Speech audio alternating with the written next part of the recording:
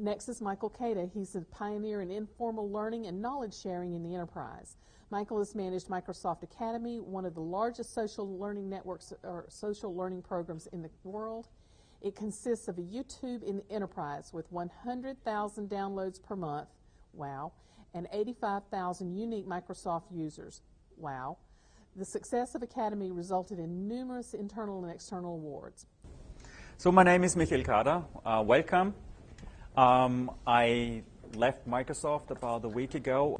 I was running one of the biggest social, informal, employee-driven learning programs in the world. And I'm just bringing that outside and helping other customers, other big corporations to embrace similar approaches and models. So with that, I would like to talk about a few things. Let's state the obvious. And I'm sure with this audience here, you know, it's streaming media, you know that. But I think it's important to state those points. The devices to create videos are becoming so simple that a lot of users who were for them out of reach now can do it by themselves. So before, you needed a professional video expert to create a video. And now, it's so easy that many people can do it by themselves. You can actually record it on your phone right now and then upload it to a portal. The other thing which is happening, and I observed it real time, is the implosion of video production cost. And I did an analysis. I called them the do-it-yourselfers. Because when I was at Microsoft, I also was responsible for video revenue. Basically, I had my own department. I had targets, revenue targets, and number of videos produced per month, per year. And I saw my numbers coming down. And I said, something is wrong. Is my marketing wrong? Is my sales team not doing a good job? So I dug deeper into it. And what I saw is many people who basically said, hey, I need someone who records a video for me and produces a video for me. No need anymore. They do it by themselves. What happened, especially in the low to mid production cost, let's say $0 to $2,000, $2,000 to $5,000, this market pretty much imploded. The high end, let's say $10,000 or more, remained pretty stable. So my question was why? I think, or my conclusion is, because if the videos become really sophisticated, you don't want to mess up with it, then you still rely on a professional video producer. But in general, the cost is coming down, and at the same time, the number of videos created without any professional support is going up. So, use cases of video webinar.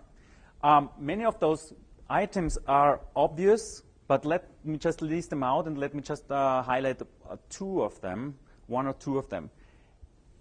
As you mentioned before, you know, executives started to broadcast, and the same thing happens, I guess, in most of the big corporations to update the field, to update the employees. This is the new strategy, and so forth. What we have seen also, if you start to reverse, you know, from top down to bottom up, that if you provide a central repository, that a lot of field best practices are going to surface.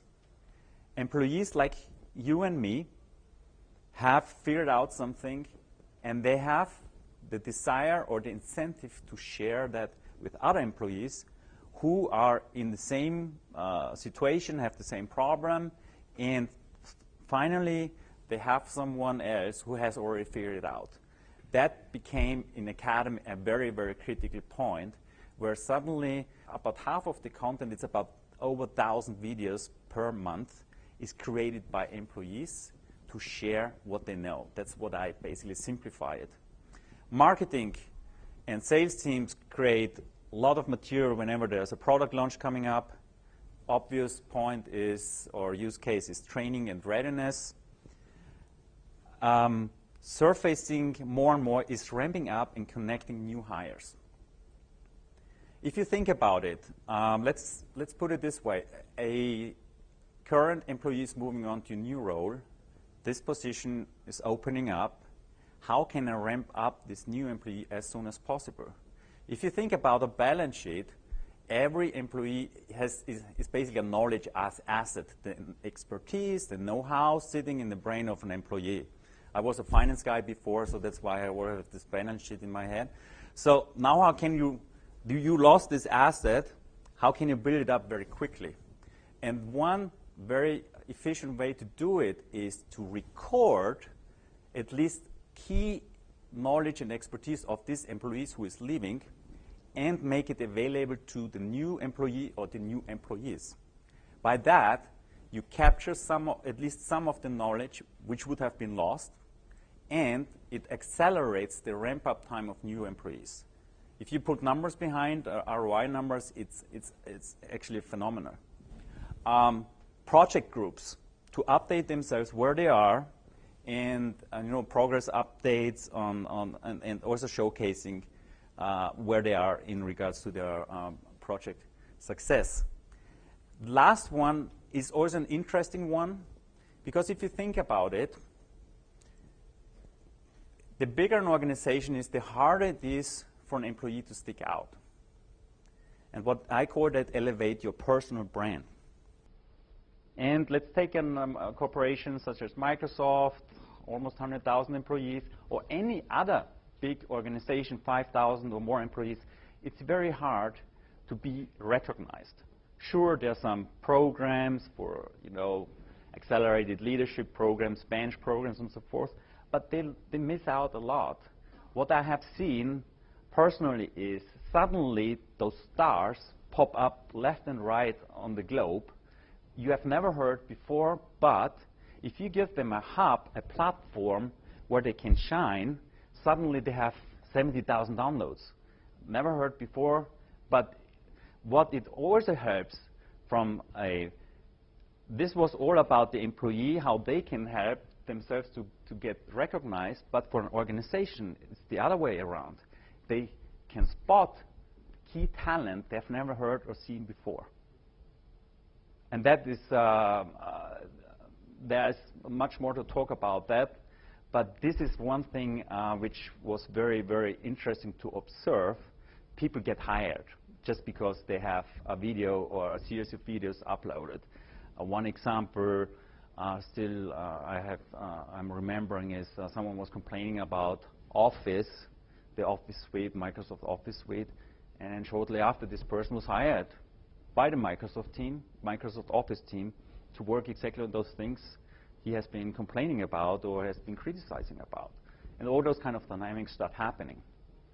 When I say video, I mean video and webinars. Both have very specific, where it's best.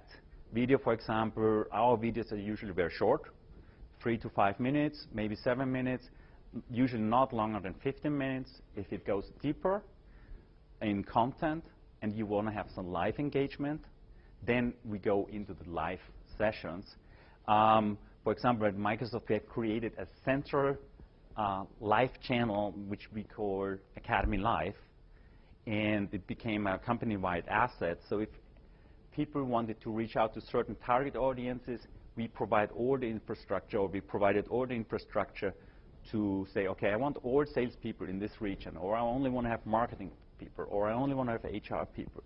And so we had all the access rights to say, okay, we only target this group, which for the individual employee would have been almost impossible to figure out. Another thing which was interesting to observe over the last 1-2 years is videos as a standalone is not that powerful.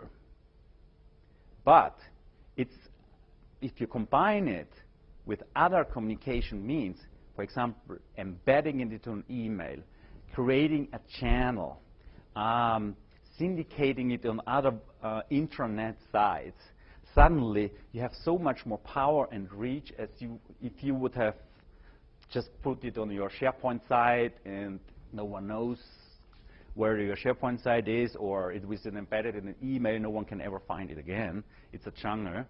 So that brings me back to how important it is to create a central repository basically a YouTube of the enterprise application, so that employees have one-stop shop opportunity to find the knowledge they want to absorb.